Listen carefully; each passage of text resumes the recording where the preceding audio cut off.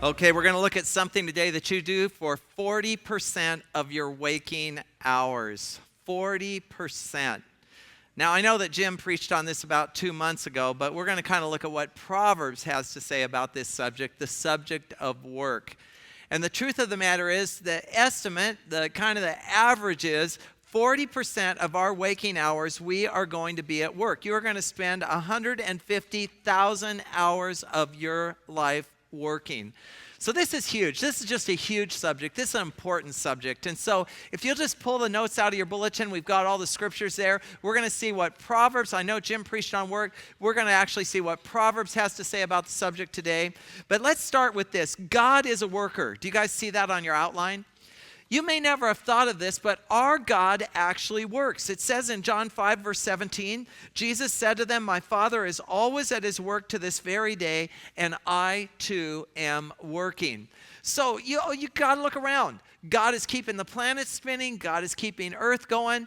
God is creating babies. There's a couple million species of animals. God keeps creating babies and prolonging them. I mean, God is at work even more importantly in the hearts and the lives of people. Our God is a worker. And that's why work is part of being created in the image of God. The truth of the matter is, a lot of Christians think that work was a result of the fall. Like Adam and Eve were sitting around the pool eating bonbons until the day they sinned, and then God said, now you got to work. Like work is a punishment. But read about it in the Bible. Adam and Eve were actually farmers. They were tilling the soil. They were workers before the fall, and the truth is, we're going to work in heaven. There's no Social Security in heaven, okay, because you never get to retire. Look at it here. Look at it here. Revelation 22:3, it says, "The throne of God and the Lamb will be in their city, and his servants will serve him." You will have a job in heaven. Don't know what it is, but you will have a job in heaven. I want to be a worship leader, actually, in heaven. That would be amazing. So, Now, that's why laziness is so unattractive to us. And Solomon puts it like this. He says in Proverbs 10, verse 26, "As vinegar to the teeth and smoke to the eyes, so are sluggards to those who send them." The word slugger is used 14 times in Proverbs. It's used nowhere else in the Old Testament.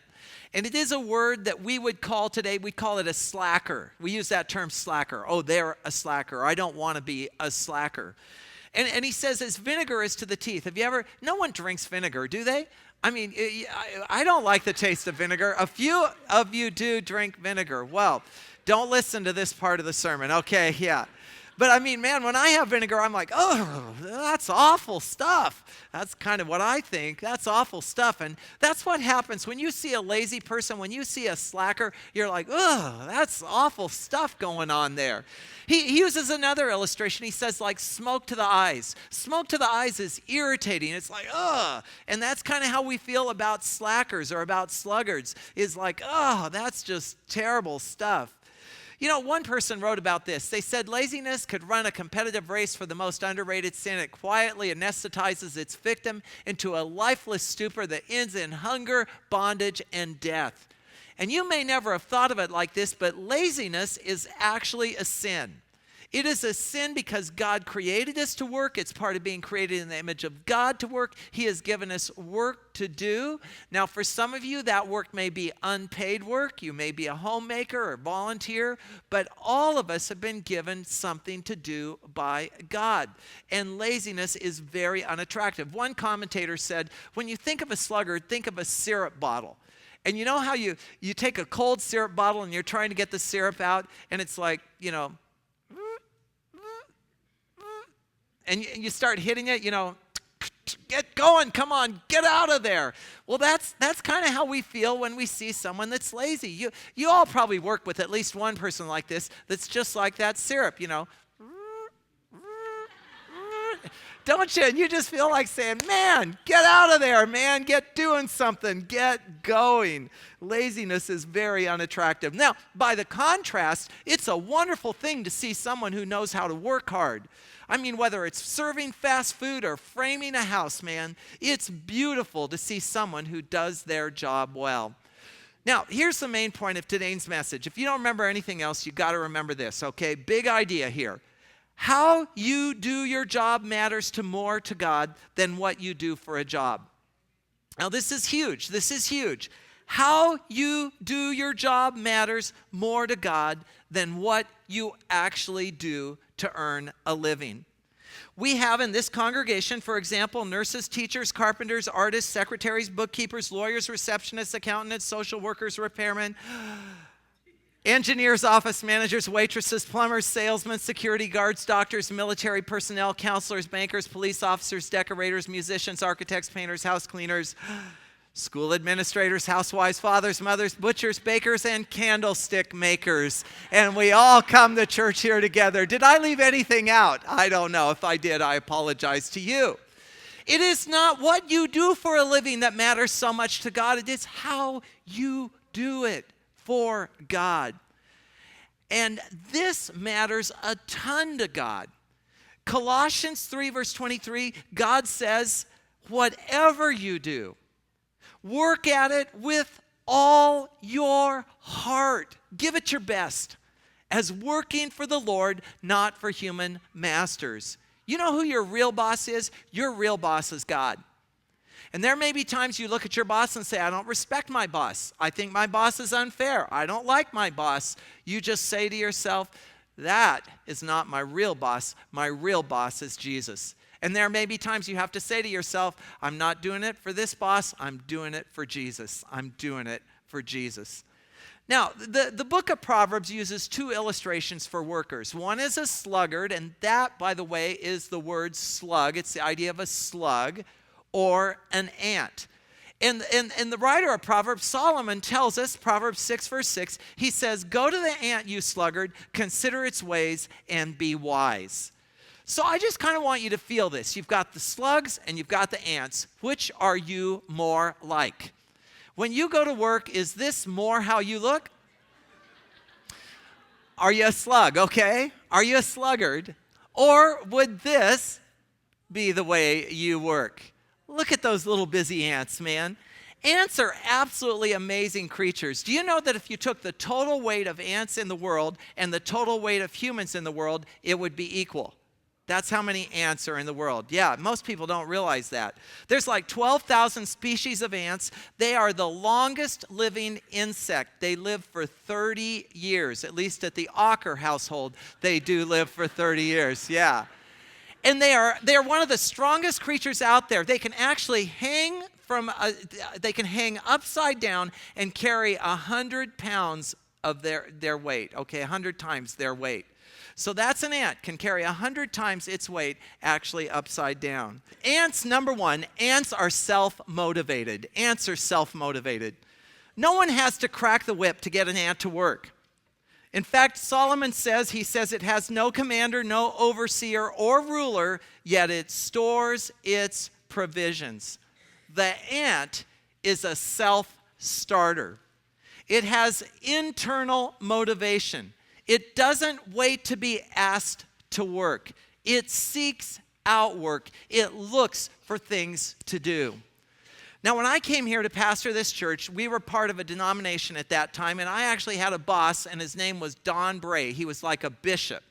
And Don Bray used to always say to me, get up as soon as the sun hits your window and make sure your bedroom isn't on the west side of your house. He said that to me again and again, man. He had one high work ethic, and he would tell his pastors this all the time. Get up as soon as the sun hits your window and make sure your bedroom's not on the west side of the house. Well, that's the ant, man. The ant is up. The ant is working. The ant needs nobody to crack a whip to get it going.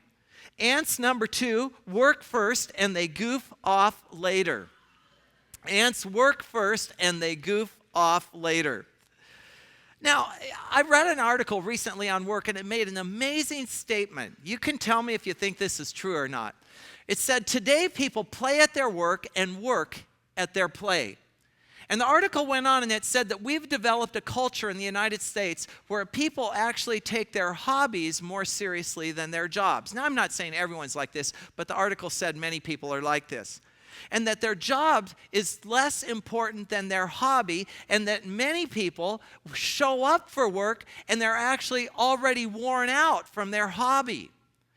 And they said that this is not right because, see, God created us to do a job that contributes to the whole.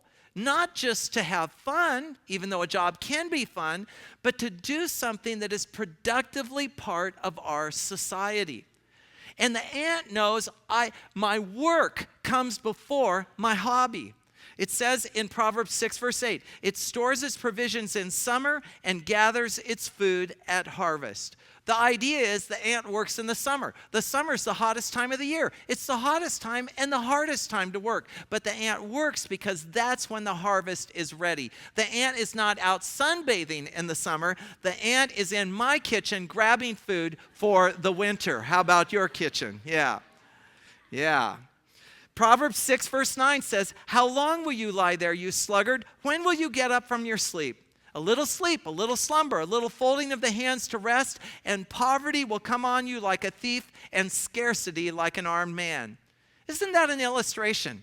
He says, man, just like a thief, just like a bandit. Man, if you're goofing around when you're supposed to be working, poverty is going to come up. It's going to catch you by surprise. If you're one of those people that says, I need a little more time for relaxation, I need a little longer break, the result could be poverty and scarcity. You can party and sleep in and wake up someday to realize that the thief of laziness has stolen your prime years. Now, I know that Henry Ford, he's not a model for us in every area of life, but he did understand work. And he said, it has been my observation that most people get ahead during the time that others waste. See, wise people do first things first. My dad used to say that to me all the time, do first things first. And that's what Solomon says. Proverbs 24:27, he says, put your outdoor work in order and get your fields ready. After that, build your house. He's really talking about priorities here. He says, get your field ready. Get the way that you're going to make an income ready. Get your food ready, and then you can concentrate on the funner matters, the home matters later. Especially if you're young here, you got to hear this. It's important. It's important when you're young. If it's education, get your education. If it's a trade, get your trade. Invest in the things that are going to help you make a living the rest of your life. I was told this many, many years ago, and it's always stuck with me. A man said to me, he said, you can pay now and play later, or you can play now and pay later. And you know, this is just such a good saying. You can put in your time, education or career rise or getting a trade, getting a skill, managing your money, saving your money, and later on, you know, if things work out right, I mean, I know sometimes there's emergencies and disasters that happen, but the odds are, and Proverbs is saying this, the odds are you're going to get to relax a little bit. Or you can play around now and you're going to have to pay for it later. Wise people understand this principle that sowing comes before reaping. It tells us in Proverbs 20, verse 4, it says, sluggards do not plow in season, so at harvest time they look but find nothing. It's almost funny. The sluggard walks out. He hasn't planted any seed. He hasn't tilled the soil or watered the soil, but he's looking around saying, where are my crops? And you see people like that today. They don't invest in anything for the future. And they're walking around saying, what happened? Why am I not okay? So he says, man, the sluggard does that, but the wise person, by contrast, they plow, they weed, they water, they establish themselves in season. So at harvest time, there's a harvest there. Years ago, we had an associate pastor here named Bruce Young. Some of you know Bruce. And one Sunday morning, I walked into church and I looked at him and I said, I hope a whole bunch of new people show up at church today. I remember saying that. And he looked at me and he said, well, what did you do this week to help new people want to come to church? And I know it's kind of a simple thing, but it always stuck in my mind. You know, it's one thing to hope. It's one thing to pray, and we should pray, and I do pray for things like that. But, you know, also the point is you got to get your hands in the soil and figure out, how am I going to create an environment where God wants to work, not just in our church, but in your careers, in your finances, and other areas like that. That's one reason I'm so excited. Our young adults right now on Tuesday night are going through this Dave Ramsey material, and they're studying it, helping to get prepared for the future. Now, here's the third thing. Sluggards don't finish what they start. Sluggards are great starters. They start with all kinds of enthusiasm, but then they don't follow through. Now, some people don't finish because they're lazy. It says in Proverbs 26:14, as a door turns on its hinges, so a sluggard turns on his bed. There's an illustration, huh? Back and forth. A sluggard, I love this one, buries his hand in the dish. He's too lazy to bring it back to his mouth. In other words, he starts, but he can't finish. I've never been that lazy. Let me tell you, I always get it back to my mouth one way or another there, okay? Then sluggards, sometimes they don't finish because they're all talk and they're no work. It says in Proverbs 14:23, all hard work brings a profit, but mere talk leads only to poverty. Sometimes we don't finish things because we just talk too much. And then some people, they chase fantasies. It says in Proverbs 28:19, those who work their land will have abundant food, but those who chase fantasies will have their fill of poverty. That word fantasies in the Hebrew language literally means empty things. So one of the things the fool does is he spends all his time on speculation or on dreams that don't produce. The fool is always looking for a shortcut, a get-rich-quick scheme. They've got all these dreams, but they don't follow through on things.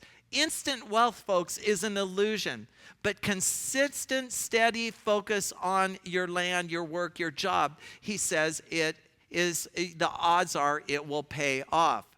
Now, a guy came up to me last night, and I love this quote. His name is Keith Hernandez, and he said that a vision without a plan is simply a hallucination. Isn't that a great quote? And you know, it's great to have dreams, it's great to have goals, but you know, you've got to get down to the nitty-gritty of what am I doing today? How am I working today? How am I meeting my needs today and preparing for the future? Finish what you start. Sluggards don't finish what they start. Here's a fourth one. Sluggards make tons of excuses. Tons of excuses. Proverbs 26:13. A sluggard says there's a lion in the road, a fierce lion roaming the streets. Now, that's kind of how a sluggard thinks. They've always got a reason that they can't get the job done. It's like someone told me once, they made this statement that to the unwilling, everything is difficult. Have you ever met a person like that? They can find a problem with everything. There's a lion in the road. My boss doesn't appreciate me. I can never get ahead because this is a lousy company I work for. I never get a break. Everyone's against me. That's how the sluggard thinks. There's always a problem. There's always an excuse. There's always a reason that they can't get ahead. Proverbs 15:19 describes it a little differently. It says, the way of the sluggard is blocked with thorns, but the path of the upright is a highway. In other words, the sluggard always sees the obstacles. The sluggard's the complainer. There's always something wrong. Do you work with people like that sometimes? There's always something wrong. There's always a reason they can't succeed. But for others, man, they look at those obstacles and they just say, we can get past that. Winston Churchill said it like this. He said, a pessimist sees the difficulty in every opportunity, and the optimist sees the opportunity in every difficulty. And I mean, that's how the sluggard thinks. There's always a problem. The hard worker has a can-do attitude. Someone mailed this to me. It says a man was looking for a job and he noticed that there was an opening at the zoo. Apparently the gorilla had died, and until they could get another gorilla, they wanted him to dress up as a gorilla and stay in the cage to fool the kids that came to the zoo. His first day on the job, he was acting like a gorilla when a lion got loose and wandered into his cage, and he started screaming, help me, help me. The lion leaned in close and whispered, be quiet or we'll both lose our jobs. Now, that's a guy with can-do attitude, huh?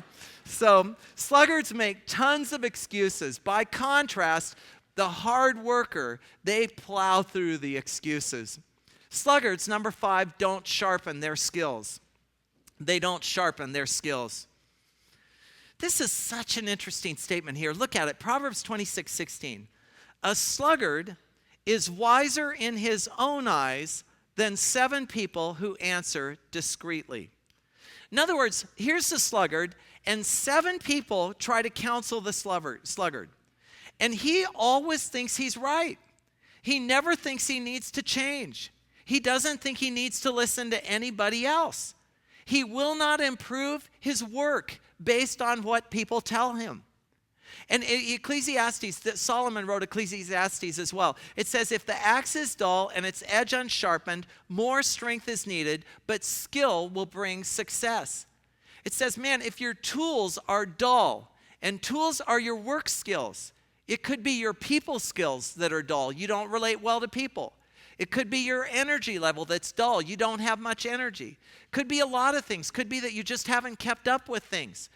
And he says, man, you've got to sharpen your axe. You've got to sharpen your skills. When I came here to pastor, I've been here almost 31 years. My first year here, I preached a sermon that a woman in the church really liked. And she was walking down the street, and she ran into a minister from another church here in Colton. I won't tell you his name, but I remember his name clearly, and he's long gone. Most of you wouldn't know who he is or even remember him. But she ran into this minister from another church here in Colton, and she said, oh, we've got a new pastor at what was then First Baptist Church. She said, we got a new pastor at First Baptist Church, and he preached a really good sermon on Sunday. And then she told him about the sermon. And this pastor looked at her and said, well, it won't last long. Pretty soon he'll get tired and preach just like the rest of us. That's what he said to her. And I've never, ever forgotten those words because it has motivated me for 30 years not to get complacent with my preaching. And that's the honest truth. I probably think about that statement every single Tuesday when I write my sermon. It won't last long. Pretty soon he'll get tired and preach just like the rest of us. Now, folks, sometimes I preach complete loser sermons, man. They totally bomb out, and you go home and say, what happened to him today? But it isn't for lack of trying, okay? Because that statement really motivated me. I'm so glad he said it to her. And it's just a reminder to me of the more important issue. Paul says in Colossians, we read this, it's in your notes at the beginning, but just listen for a minute. He said, we work not for human masters, but we work for God. That my accountability, yeah, I'm accountable to the church and the board, but I have a higher accountability. I have an accountability to God. And God is not going to look at me and say someday, well, your first year was great, your second year wasn't quite as good, your third got a little worse, but man, you didn't quit. No, I want to be able to stand before him and know that I did my best. And you want to be able to stand before God and know that you did your best. John Wesley put it like this. He's the founder of the United Methodist Church, by the way. He said, once in 7 years, I burn all my sermons, for it's a shame if I cannot write better sermons now than I did 7 years ago. So every 7 years, I burn my computer. And no, I'm just kidding about that. So, sharpen your skills. Stay on top of things. Read, ask people, listen to advice, and sharpen your skills. Number 7, sluggards don't fight entropy. Sluggards don't fight entropy. Now, this is really closely related to the previous point, but I want to just unpack it a wee bit more. And by the way, I'm not a scientist, so please forgive me. I'm going to define entropy, and I'm sure it's not super deep, okay? But here's my definition. Entropy, this is how I think of it. Any system left to itself will break down unless acted upon by a higher power. So, you see that. Houses start to look worse unless someone works on the house. Your car doesn't run as well unless someone works on your car. And there's entropy in every job.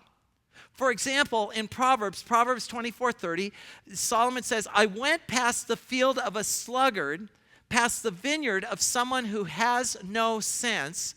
Thorns had come up everywhere. The ground was covered with weeds, and the stone wall was in ruin. In other words, this vineyard, and by the way, a vineyard was an extremely valuable resource in Bible times. This is the way to make his living. This is a way to make an income. A vineyard was worth a lot. But this vineyard had suffered from entropy. It had weeds. The vines had not been pruned. The wall that kept the wild animals out was broken down. It had not been taken care of. Now, in every job, there is natural entropy. Things are going to fall apart. And what keeps us from doing our job sometimes is we get bored. It is boring to weed the vineyard. It is boring to prune the vines. It is boring to stack the rocks up again. Every job, we call this at church pounding the same nail over and over again. You may not have thought of this, but every job, including working at a church, there are just things that you have to do over and over and over and over and over again, day after day, year after year, decade after decade. And to stop doing those things means that the system is going to break down. The sluggard is not willing to do the boring work. And so they start getting, their skills start going down, their job starts falling apart. You want to give, here's the point, you want to give your job 100% best effort. Don't be like the guy who said, I give my job 100% of my effort, I give 20% on Monday, 20% on Tuesday, and so on. Man, sluggards, they start strong and they often get weaker. You want to give it your best shot year after year.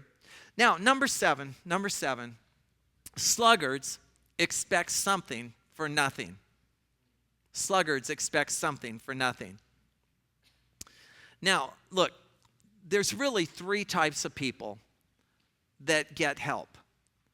One type is people that can't work.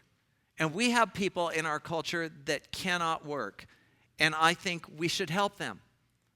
There's a second type of person. That's a person that can't find work. They want to work, but they can't find work. And I think we should help them as well. But there's a third type of person, and this is what he's talking about here. This is a person that refuses to work and expects everybody to pick up their pieces. And Solomon describes it like this. Proverbs 21:25, he says, the craving of a sluggard will be the death of him because his hands, say it with me, his hands do what? Refuse to work. This is a person that refuses to work. All day long he craves for more. But the righteous give without sparing. Now don't miss the last part of that verse. The righteous work, he's saying, without sparing. It is a godly thing to be a hard worker. It is a godly thing to be a hard worker. God, like I said, is a worker, and you have been created in the image of God, and the righteous give without sparing. But the sluggard expects everybody else to support them. Proverbs 12, verse 24, and this term is used over and over again about diligence. It says, diligent hands will rule, but laziness ends in forced labor.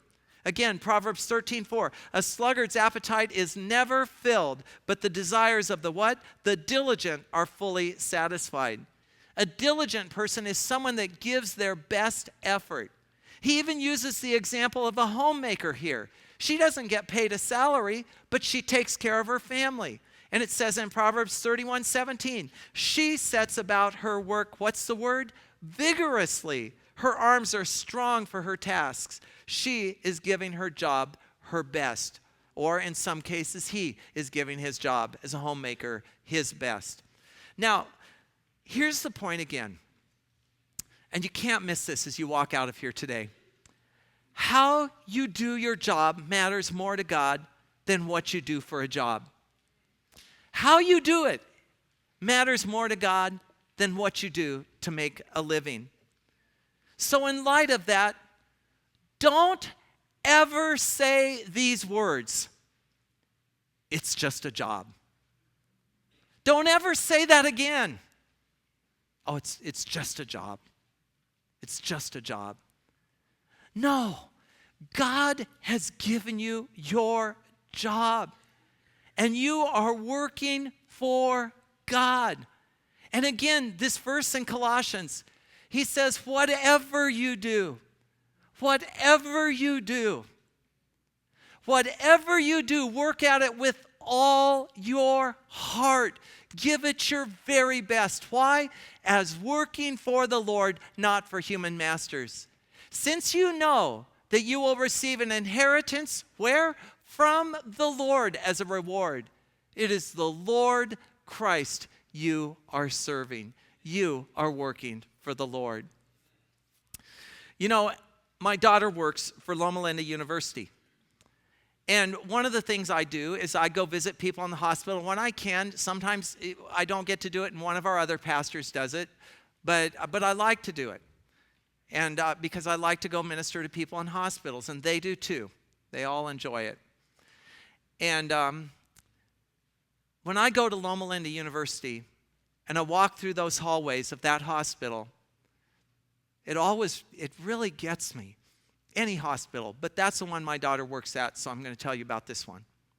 And I walk by rooms and I see people that obviously they've been given chemotherapy. And because of the work of that hospital, they're going to have more years to live. Sometimes I go through the heart center and someone has had, bypass surgery, and I know that dad is going to get to go home. He's going to play with his kids again. Or someone's getting dialysis and they've got another week that they're going to feel good. But my daughter, she doesn't work in the big hospital. My daughter works 2 miles down the road. She works in a little building over there by Clark's Nutrition, and she has a little cubicle, little office, and she looks at a computer screen all day. She does data analysis. And so when I'm walking through that hospital and I'm seeing all these great things that Loma Linda University does, I always think about my daughter over there, and I realize she's just sitting over there looking at a computer screen. She doesn't get to see this person that just got chemotherapy and gets to live a longer life. So I rarely miss this. I text her. And I text her a message that goes something like this. I'll say, I'm at Loma Linda University Medical Center. And I'll say, you can't believe what they're doing over here to help people, Danica. And then I'll type out, what you do matters. And I'll press send. And she always texts me back. And she says, thanks, Dad.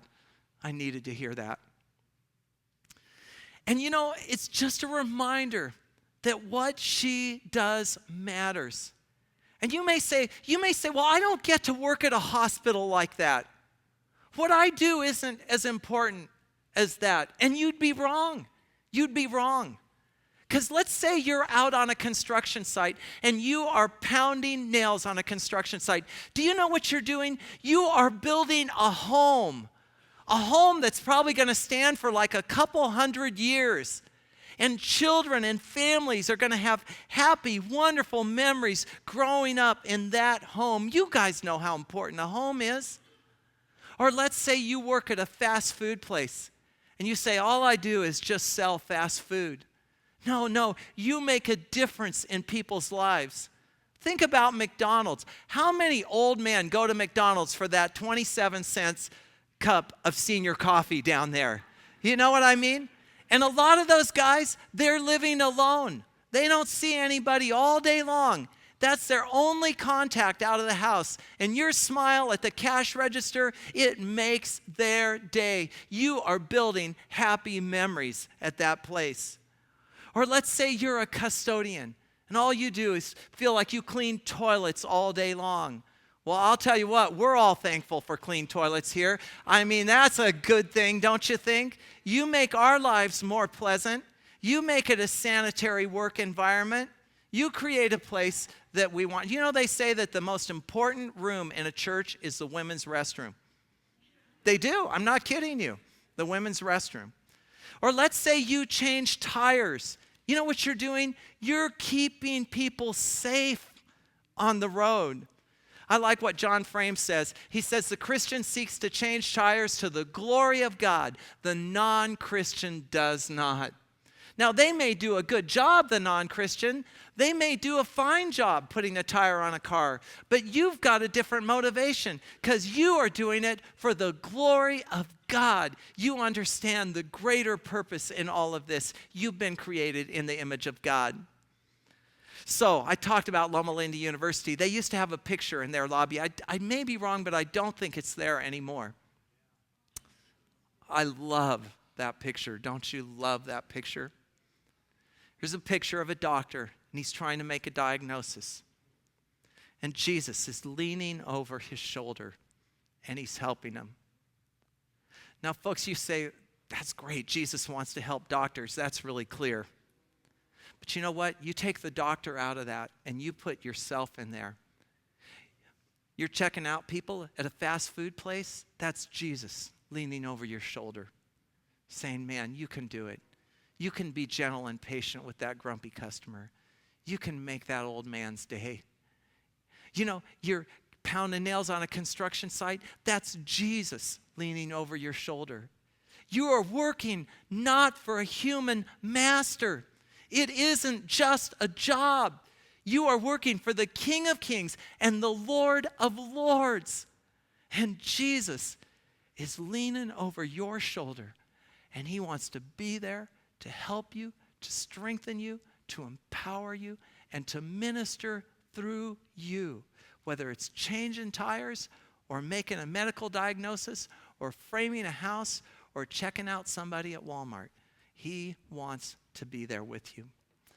So God, I lift up the people in this room, God. You created us for work, Lord. And I pray, God, especially right now, for those that are discouraged, for those who walk into work depressed and anxious, and they don't enjoy what they're doing, God. I pray for them right now, Lord, that they will know that they are working not for a human master, they're working for you, and that what they do matters to you, God, and that they will see the difference that they're making in this world. God, I pray for those who are looking for work in this room. There are people that this was a hard sermon for them because they want to be out there. They want to be investing their time, their talent, their energy in a job, and they haven't found a job yet. And I just pray, God, that you will lead them to the perfect job, the place, Lord, where they can know that they are being used, that their resources are being used, and a place, God, where they can invest their time and their talent for you, God. And Lord, I just pray that when someone hires someone from Centerpoint Church, that God, when someone hires a Christian, they would know with confidence they're getting someone that's honest and reliable and hardworking, someone who's going to care, because God, we do report to you. You are our boss. You are our master. And God, we want to give you our best in Jesus' name. And everybody said, amen.